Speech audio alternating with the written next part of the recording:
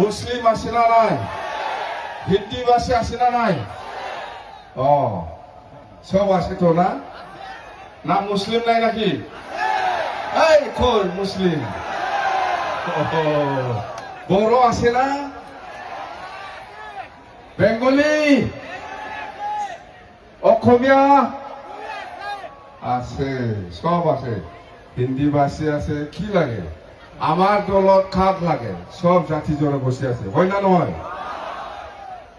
না বেঙ্গলির অভাব, না মুসলিমের অভাব, না বড় জাতির অভাব, না রাজবংশের অভাব, না হিন্দি ভাষীর অভাব। সব জাতি জনগোষ্ঠী আছে, জানে? এতিয়া আমি লেকচার দিয়া আগত অলপ একটা নাচ আছে, বড়সকলৰ ডেন্স, একটা এক্সপাৰ্ট। এই কোকৰাঝাৰত অলপ চাব না? এই কোকৰাঝাৰ আছে না নাই? একবাৰ আহিব দে।